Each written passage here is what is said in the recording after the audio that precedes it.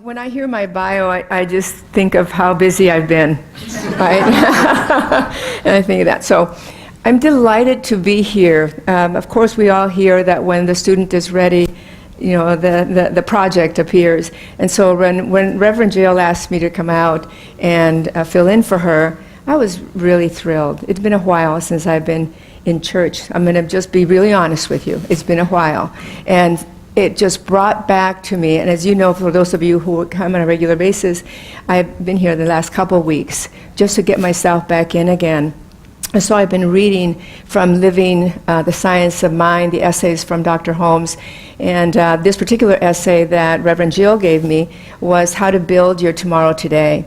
And within that essay, Dr. Holmes talks about becoming the master gardener of your life. He talks about gardening, and as you said, you know, what is it that you're growing in your mind? The principle that I want to talk about today is the principle of mind at work. And like any other principle in nature, we must use this consciously and deliberately. And my mind has been running amok for the past few years since I haven't been here. And all of a sudden, I've realized, coming back to the readings of Ernest Holmes, I've realized the importance of every thought that we have and little tiny things. And I know that you're familiar with them because if you're here, you're already doing this work. Little things like, you know, what a horrible day is going to be today, the traffic is terrible, the world is falling apart. We hear those things and we say those things, so let's just see if we can remember. And for sure, for me, the last couple weeks, I've remembered again the importance of not letting my mind just have its way with itself, and it's coming back in being really deliberate and conscious about my thoughts. So I do want to read this piece.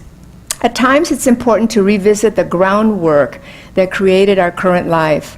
Although the metaphor of growing and caring for a garden is not new, similar to caring for our lives of health, happiness, and prosperity, they both require nurturing and cultivating, tending and pruning, water and sunshine. What grows in our life garden is what we plant and nurture in our minds. The entire book and Living the Science of Mind is about being mindful.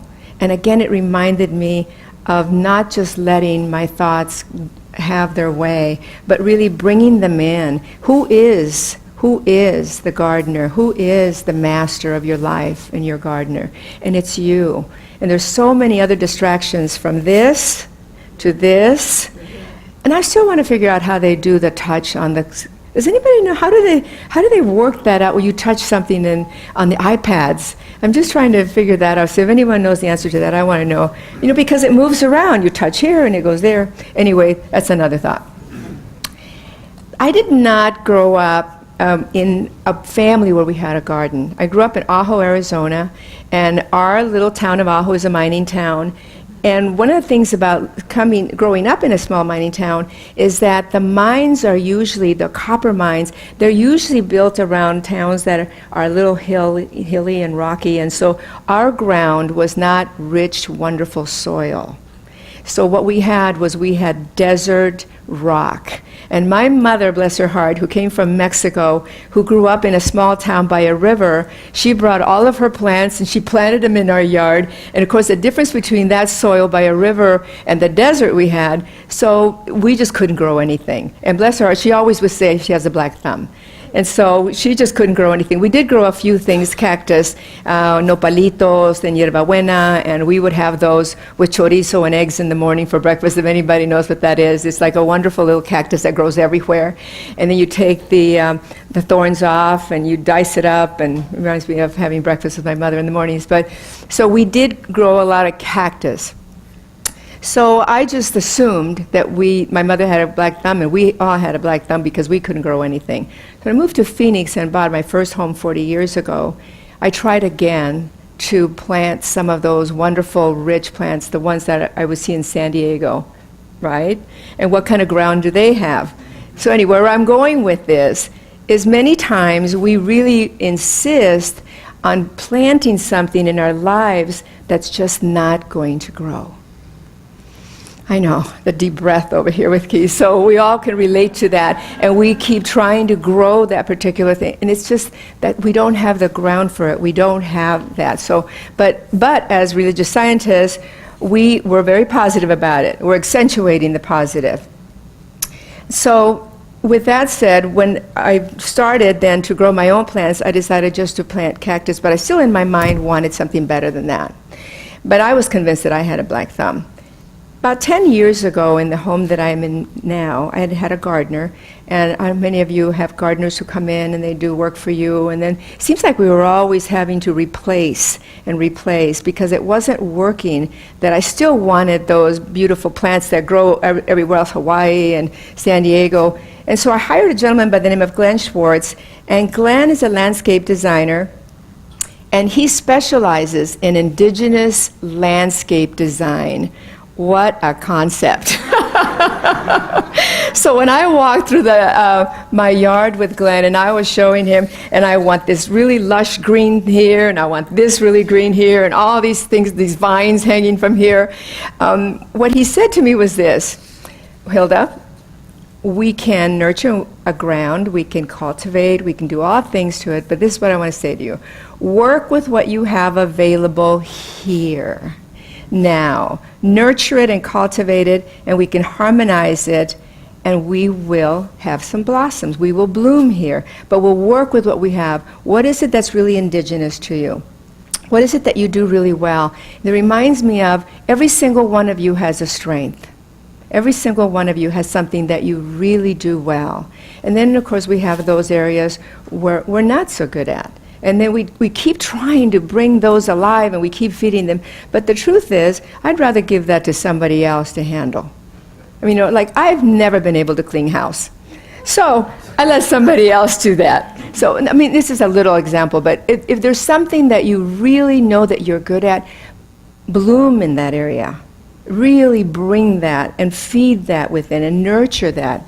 So it made sense to me. And so Glenn then went in and they put a yard, and I'm hoping that I have a picture later of some of the things. So one of the things that we did was we potted plants, because you can bring greenery in.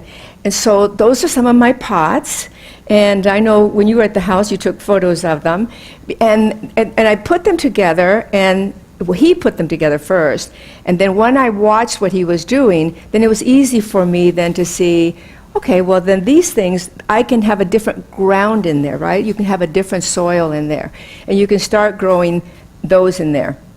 Here's a quote from the Living of Science and Mind. If we disconnect ourselves from the past, where I always thought I had a black thumb and I couldn't grow anything, and find ourselves firmly rooted in God today, in love, in hope, in joyful expectancy, and in grateful acknowledgement, and if we learn to harmonize with everything that transpires today, tomorrow will blossom like a new flower in our experiences. And that's exactly what we do in our lives. It's so important that we understand that love, and I want to talk a little bit about love because I know the community understands the richness of having love. That's a wonderful place to plant yourself in love. I was doing some research for a book that we wrote last year, and Dr. Dean Ornish, although his book was out in the 70s, it was so popular. Remember, it was the book Love and Survival by Dean Ornish, 8 Pathways to Intimacy and Health. Our survival depends on the healing power of love, intimacy, and relationships, physically, emotionally, spiritually, as individuals, as communities, as a country, as a culture, perhaps as a species. And his book is based on the fact that we have to love each other in order to survive, in order for our country to grow, in order for to have children, in order to prosper. It's really important that we love each other. And my potted plants always remind me of like a little community within itself. You know, they have a relationship. Now, once in a while, I have to go in if somebody takes over that pot, and I have to cut it back, right? How many times do we have to do that? We have to trim and we have to prune and we have to make sure that somebody's not getting out of hand there and trying to take over. And I think we have to do that in our lives also. It's really important that we pay attention to an uncomfortable energy that's a little too big. We call that boundaries, setting boundaries. It's important to set our boundaries. And we do the same thing in our gardens when we do that. We can always tell when someone loves to garden by looking at their garden, right? You can always tell when they spend time, or, you have to put some skin into it. The same way with our lives. You can always tell when someone is a loving person and they're putting time and effort into their relationships because they're surrounded by love and friends and people who love them. And I see that in your community here. It's so nice to have been here, Reverend Glenn, the last couple weeks, to feel so welcomed and the warmth that comes from this group. Let me see. So I want to talk a little bit more about, in the past, we have our own past that we work through, the things that happen to us and our experiences. But then I also want to make sure that I bring up the collective consciousness. There is a collective consciousness that operates in the past also that can affect us directly. I've been doing some research on this wonderful book by Dr. Mario Martinez, The Mind, Body, Self, How Longevity is Cultivating, is Culturally Learned, and the Causes of Health are Inherited. What he talks about is that culturally, we have developed a consciousness about health and wellness. And I'll give you a great example, especially for us women, and of course the men, because they're around the women. This is really an important piece. Menopause. This is a very interesting piece. In Japan, the women in Japan have an easier time with their menopause. They get through it easily and quickly, and they move through it in a different way than other cultures do. And there are two characters that stand for menopause in Japan. And those two characters are new spring. So what that does is that woman now is in her new spring of life. So now she is wiser, more experienced, she's revered, she's looked at as a family mentor, and so her time in that time of her life, she now blossoms. Now, much of that also has to do with their diet in Japan. As you know, they eat a lot of fish, they walk more than they drive, so they have movement and their diet is a little bit healthier. They don't have what we have, the fast foods and the carbohydrates and those things. But still, my point on that is new spring. Isn't that a beautiful thought? In Mexico, in the Mexican language, menopause, the word for that translates as shame. And so the interesting contrast between that. And so in Mexico, because a woman, because of the religion, because of the cultural, they are meant to have children. And when they go through menopause, they can't be providing children anymore. They can't be doing that. And so that changes them. And now they're looked at as they're done. So it's kind of an interesting thought about that. And of course, in the United States, menopause has become an illness and we medicate it. And so just something for us gals to think about. And I don't know, I like the hot flashes personally, but it gave me a whole different feeling. So just a thought to think about that. So we buy into the collective past and culture. And if you're interested in that book by Dr. Mario Martinez, it's wonderful, The Body, Mind, Self. It's just amazing, but it's a little heavy. He's a clinical psychologist, and he's done research all over the world on the different cultures.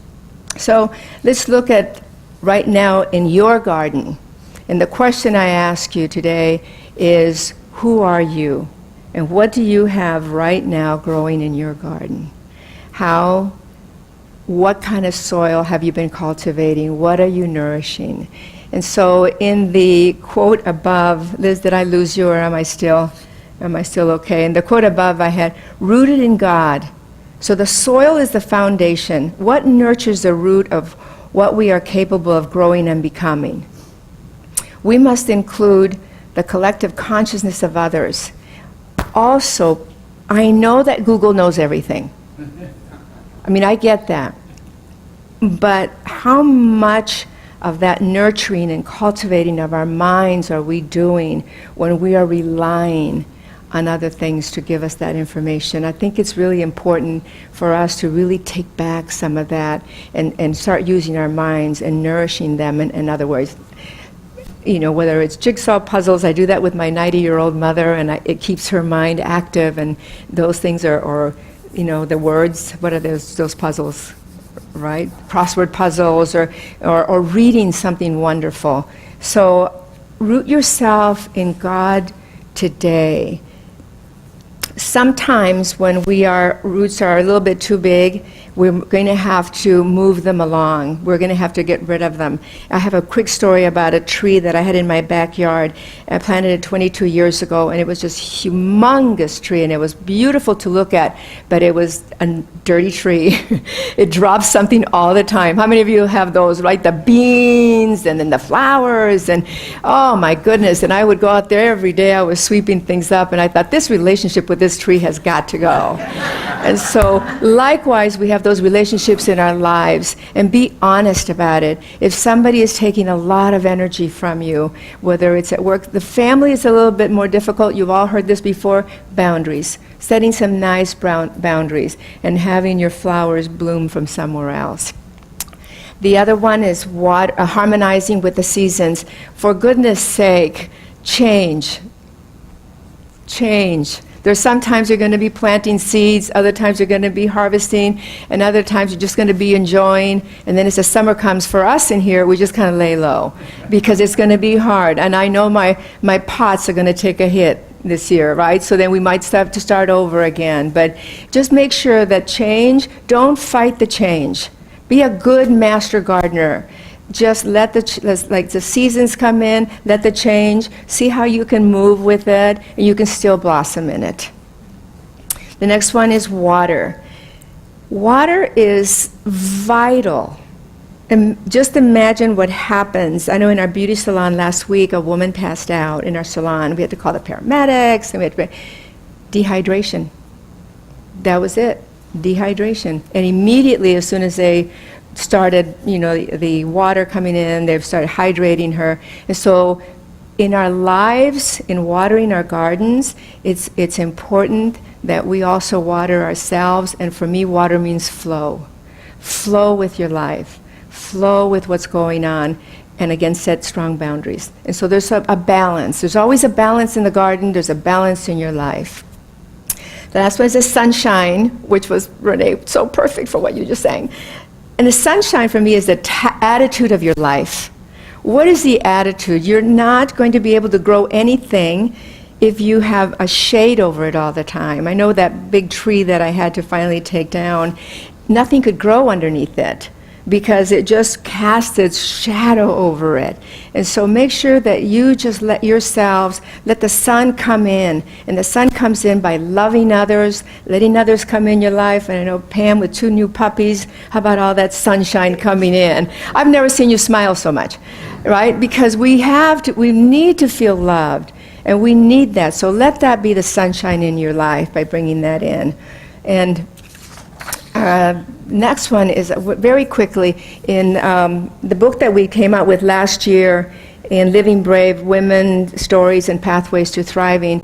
On the last chapter, in chapter 16, we had a chapter titled Nurturing the Garden of Well-Being. It's interesting that I would be talking today about gardens, and in this entire chapter, we chose 12 areas of our life where we really need to nurture the inside of us. And very quickly, here they are. Engage your body. Engage your body to be part of your life. Because sometimes we get a little heady, especially as religious scientists, and then we forget that there is something else attached to it. Be curious about life. Invite adventure. Stay flexible. Refresh. And refresh means move in relationships as they are healthy for you, and then move out of them if they're not. Set your boundaries, and put down the negative or whatever that was. I like that line. Dream. Dream, have dreams, which means get some sleep, and be attractive. And being attractive is not just on the outside, but be attractive in yourself. Feel good about yourself. Fill yourself up with what is good about you and accentuate that about yourself. Discover passion, hold close relationships, forgive, give, and also believe. I just want to say a couple quick things here because I know my time is running out. From those 12, I want to say this: engage your body, be mindful of your body, and give it the attention it deserves. Second one, stay flexible. Flexibility keeps one prepared for whatever life offers and avoids stiffness of mind, body, and spirit. Just like the change is the fertilizer of growth, one cannot stop the seasons from arriving. Be mindful of the seasons of your life. And the last one, believe. Believe that the past is gone and that today we are creating our tomorrow. One seed, one thought, the flow of emotions, and the sunshine of our connection with God. Be mindful of your connection with that which created you. The power that makes the garden is a power greater than we are. All we do is use it. For God is not separate from what He is doing. The divine life is in everyone and in everything. Dr. Ernest Holmes. Do you have the picture of my little St. Francis up there? I have a little guy up there. There he is. So I don't have a lush green Hawaii yard, but I do have lush desert. Isn't that nice? And I have my little guy out there guarding my backyard. And I just took those photos and I thought I wanted to just share that. So Glenn Schwartz, he really got me straight on what was going to grow in my yard. So the principle of mind at work, and these are the principles, so 3 areas for us to work on. Understand the importance of conscious and deliberate mind at work. I don't want to pressure you, but it's important that you know what you're thinking. And I say that to myself, because I don't know about anybody else. But sometimes my thoughts can just go on and on and on.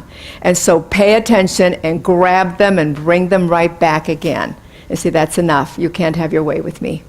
And then just become the deliberate thinker. And you have the thoughts of what you want to grow in your garden and what you want to see bloom. The second one is take every step available to you to becoming mindful and be present. Be present right here and right now. And I see people eating in restaurants, like 5 people with their own, and nobody is with. And so I'm hoping, I'm praying, and I'm treating that someday will change, and that we can come back and be present with each other. I think they're talking to each other on their iPhones, right? I mean, it's like, what are you having? And the third one is masterfully garden your life with seeds that will blossom for your enjoyment. Because after all, if you are not enjoying your life, you are not going to help others enjoy theirs. So you garden because you want to see the flowers bloom. And I know I love beautiful flowers in my house. So enjoy yourselves and then share that joy with others. So that is my talk on Dr. Ernest Holmes' beautiful essay. And so if you will join me for spiritual mind treatment. God is here right now. God is here. The presence of God is inside of us right here and right now. And it is present in every single one of us. And our connection with the divine guidance, with the divine master gardener, is fully present in our minds, in our hearts, and in every being of who we are. I claim for us, here in this room, in this city, in this state, in this country, in the world, that we will be able to enjoy health in every area of our lives, that we are able to see joy and happiness and peace for all of us, that we come together with the one desire for pure joy and love for each other. I know that this is possible. I know that if our thinking and if our loving and if our flow of divine presence lives through just one person, we can multiply that over and over again. And it is possible. So I know that this is a possibility for our world, and I claim it right here and right now with all of you. And so I give this into the loving hands of our great Creator, the greatest soil of all, God. And I release it, and knowing gratefully that I'm grateful for this time right here and right now. And so it is.